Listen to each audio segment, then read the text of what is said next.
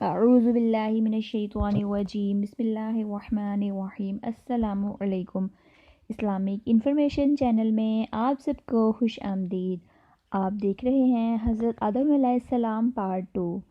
Part 1 دیکھنے کے لیے ڈسکرپشن میں دیے گئے لنک پر کلک کریں۔ شیطان کو جنت سے نکال کر حضرت آدم علیہ السلام کو وہاں آباد کیا۔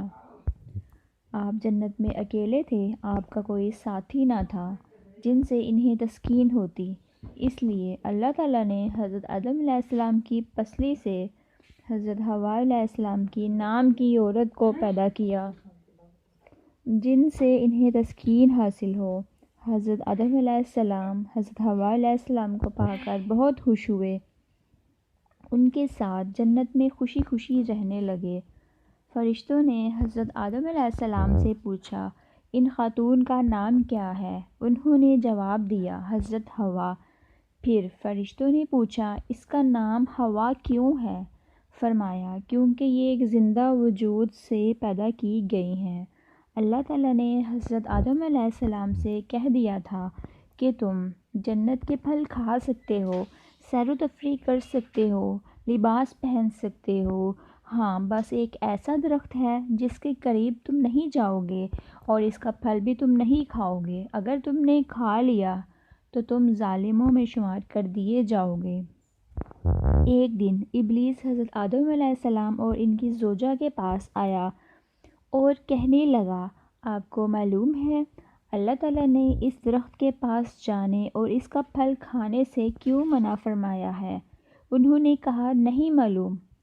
تو ابلیس نے کہا، یہ ایسا درخت ہے جو کوئی اس کا پھل کھائے گا ہمیشہ کی زندگی پائے گا اور وہ ایسی بادشاہت کا مالک ہوگا جو کبھی ختم نہیں ہوگی۔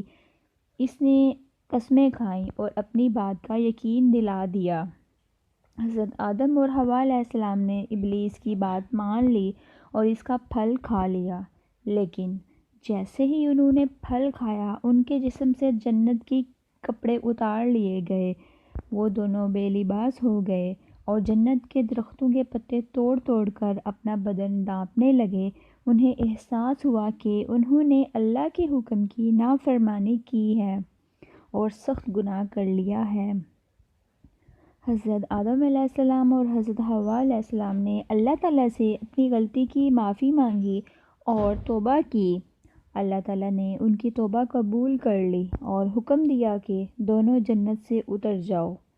انہیں بتایا کہ شیطان ان کا کھلا دشمن ہے، انہیں ہر چیز کے بنانے کے طریقے سکھائے۔ جب وہ زمین پر اترے تو زمین پر اتر کر ان کا سب سے پہلا کھانا جو تیار ہوا وہ یہ تھا۔ حضرت جبرائیل علیہ السلام ان کے پاس گندم کے کچھ دانے لے آئے، ان کے کہنے پر زمین پر ان کو بویا۔ جب وہ اگ گئے پھر اسے پیسا اور پھر آٹا بنایا اور اس سے روٹی پکائی۔ اس طرح انہوں نے نہایت محنت اور مشقت کی اور کھانا پایا، جبکہ جنت میں ہر چیز انہیں تیار ملتی تھی۔ کھیتی باڑی کے علاوہ انہوں نے جانور پالے، کپڑوں کی بنائی کی اور انہیں پہنا۔ پھر حضرت آدم علیہ السلام اور حوا علیہ السلام کے درمیان بہت سی اولاد پیدا ہوئی۔ ان کے ہاں ہمیشہ ایک جوڑا یعنی ایک بیٹا اور ایک بیٹی پیدا ہوتی تھی۔ وقت گزرتا گیا، جب اولاد جوان ہوئی تو ان کو بھی تسکین کی ضرورت تھی، اس لیے انہیں حکم ہوا کہ ہر پیدا ہونے والے لڑکے کی شادی دوسری پیدا ہونے والی لڑکی سے کریں، یعنی جو لڑکا لڑکی ایک ساتھ پیدا ہوئے تھے وہ آپس میں بہن بھائی کہلاتے تھے، اس لیے آگے پیدا ہونے والی لڑکی کی شادی اپنے سے مخالف پیدا ہونے والے لڑکے سے کی جاتی۔ نیکسٹ ویڈیو میں انشاءاللہ حضرت آدم علیہ السلام پارٹ 3 لے کے آؤں گی۔ اس سے پہلے میرے چینل کو سبسکرائب کرنا اور لائک کرنا نہ بھولیے گا۔ Thank you so much.